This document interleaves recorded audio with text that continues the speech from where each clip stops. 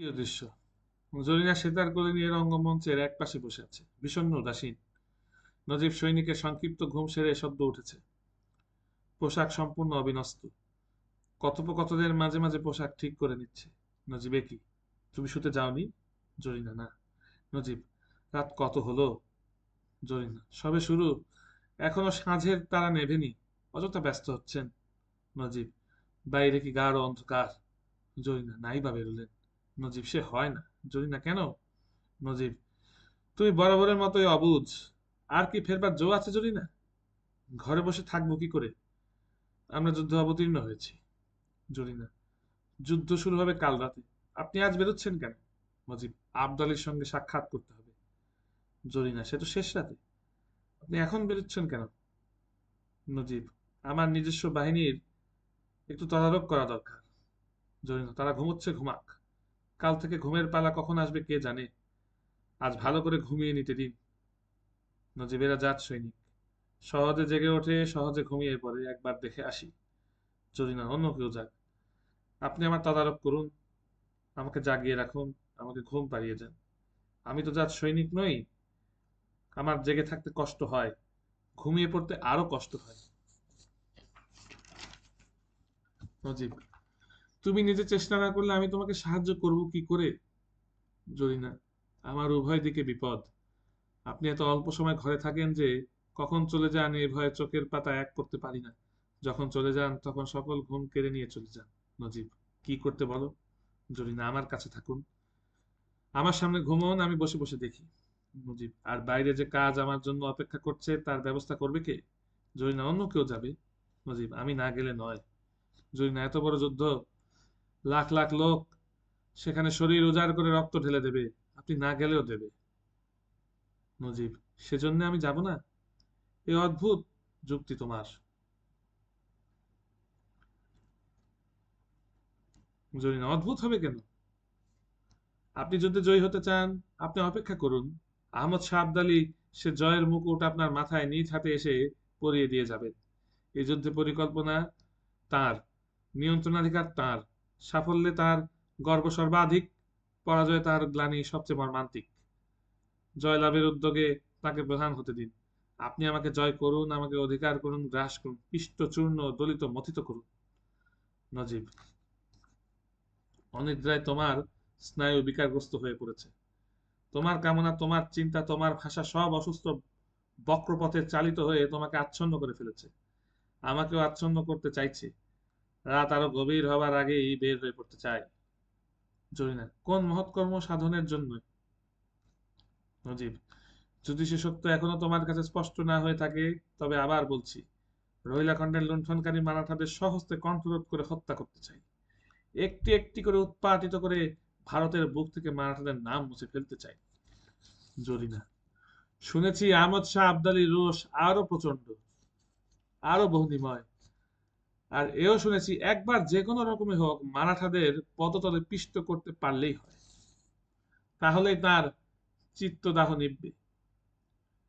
সেই আগুন নেভাতে গিয়ে মারাঠাদের সঙ্গে সঙ্গে যদি রোহিলাখণ্ড কি অযোধ্যা, দিল্লি কি আগ্রা জ্বলে পুড়ে খাক হয়ে যায়, যাক, তাতে তিনি বা তার সৈন্যবাহিনী বিন্দুমাত্র বিচলিত হবেন না, আনন্দ উৎসব করতে করতে কাবুল ফিরে যাবেন। নজিব: এসব কথা তোমাকে কে শিখিয়েছে? জরিনা: সত্য কি মিথ্যা আগে তাই বলুন।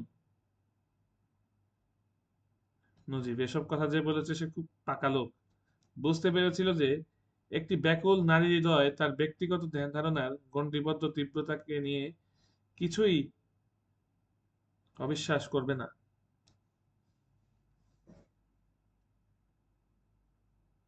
অন্য কারো সামনে এসব কথা বলতে সাহস করুন না, কে বলেছে? জরিনা: আপনার, আবদালির, মুসলিম শিবিরের সকলের বিশ্বাসভাজন সংবাদদাতা আতা খাঁ। নজিব: আতা খাঁ? আতা খাঁ এখানে এসেও হানা দেয়? এখন সন্দেহ হচ্ছে নবাব সুজাউদ্দৌলা যখন প্রশ্ন করেছিলেন, আতা খাঁ তুমি কার গুপ্তচর, সে প্রশ্নের গুরুত্ব অবহেলা করে ভুল করেছি, তখন তার একটা মীমাংসা করে নেওয়া উচিত ছিল।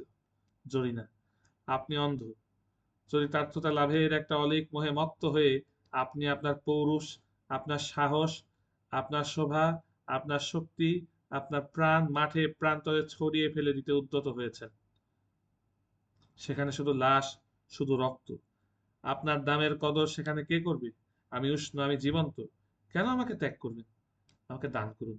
প্রতিকণা ভালোবাসা শতগুণ প্রাণবন্ত করে ফিরিয়ে দেব। যুদ্ধ পরে থাক। নজিব: আমি হয়তো সত্যি অন্ধ, কিন্তু তুমি আমার চেয়ে অন্ধ। এত অন্ধ যে তোমার চরাচর বিলুপ্তকারী ভালোবাসার প্রবলতায় তুমি যে কখন আমার সমগ্র জীবনটাকেও একটা ক্ষুদ্র সংকীর্ণ গণ্ডির মধ্যে আটক করে রাখতে চাইছো, তা তুমি নিজেও জানো না। যদি জানতে, তাহলে শিউরে উঠতে। আমার চেহারা চিনতে পারতে না। নবাব নজিবুদ্দৌলার যে বিরাট প্রকাণ্ড মূর্তি তোমার ভালোবাসার স্পর্শে আরো বিস্তৃত স্ফীতকায় হয়ে ওঠে, সেটাই কুঁকড়ে কুঁকড়ে এত নগণ্য বিবর্ণ হয়ে যেত যে তখন তুমিও তাকে ছুঁতে চাইতে না।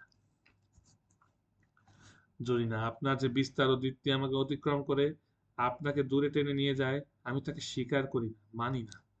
নজিব: মারাঠারা একজোট হয়ে মুসলিম রাজ্য আক্রমণ করেছে। মুসলমানদের পদানত করে তারা চায় গোটা হিন্দুস্থান একা শাসন করতে। অপমানিত, লাঞ্ছিত ইসলামের মৃতদেহের ওপর ওরা ওড়াতে চায় ত্রিশূল আঁকা রক্ত পতাকা।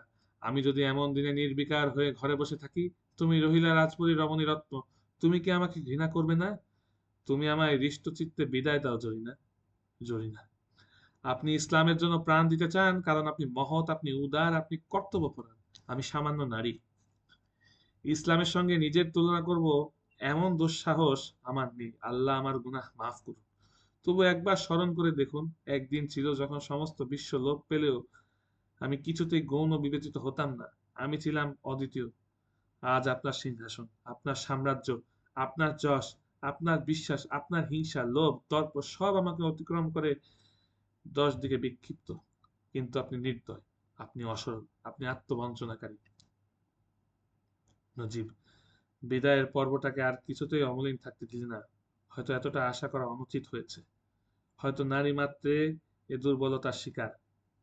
স্নেহকে শৃঙ্খলে পরিণত করে, ভালোবাসাকে মোহে, বন্ধনকে বিকারে। তুমি আমাকে ক্ষমা করো জরিনা। জরিনা: আপনাকে নয়, আবদালিকে নয়, সুজাউদ্দৌলাকে নয়, কাউকে কোনোদিন আমি ক্ষমা করব না। নজিব: হায় খোদা! জরিনা, তুমি অসুস্থ, তুমি অপ্রকৃতস্থ। জরিনা: আপনারা সব, সব আত্মসুখ কাতর, সব আত্মবঞ্চনাকারী। কে আত্মস্বার্থ না খুঁজছে? কাবুল থেকে আবদালি ভারতে ছুটে এসেছেন কেন? আপনার হৃদয় সিংহাসন উদ্ধার করে দেবার জন্য? হিন্দুস্থানে চন্দ্র তারকা খচিত পতাকা তুলে ধরবার জন্য? সে এসেছে তার পিতৃ পিতৃহৃদয়ের প্রতি হিংসা চরিতার্থ করতে।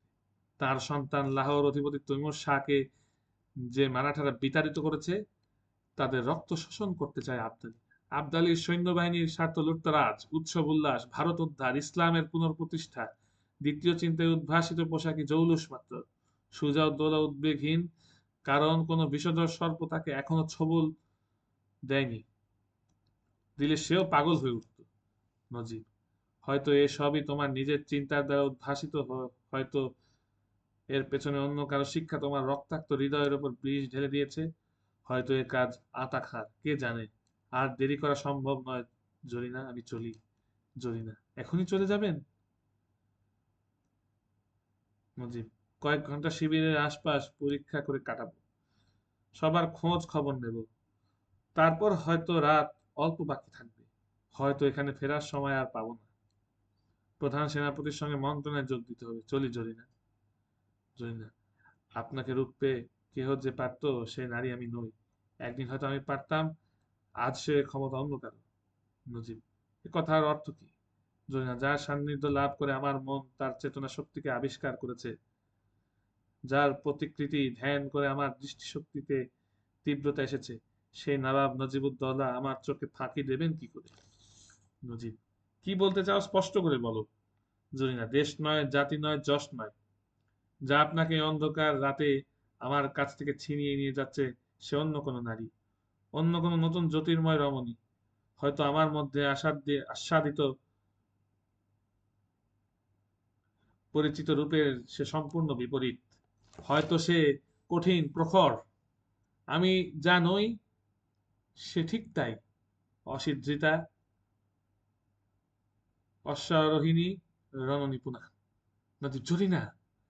জরিনা: আপনার নিদ্রাহীন চোখে অস্থির পদচারণায়, মুখের কঠিন ত্রিশাতুর রেখায় রেখায় আমি সে রমণীর ছায়ামূর্তি ভেসে বেড়াতে দেখছি। মাঝে মাঝে মনে হয়েছে চিৎকার করে তাকে ডাকি, তার নাম ঘোষণা করি, সবাই তাকে দেখুক, তার ছদ্মবেশ ঘুচে যাক, সবাইকে আঙ্গুল দিয়ে দেখায় যে সে প্রতিবিদ্রোহী, প্রতিত্যাগিনী, প্রতিপদে উদ্যোগী। নজিব: তুমি এখন যেসব কথা বলছো তা কুৎসিত, অতি অলীক। এসব গর্হিত কথা কান পেতে শোনাও অপরাধ।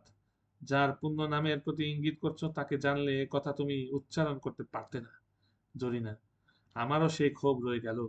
অনেক অনুসন্ধান করে ও তার নাগাল পাইনি।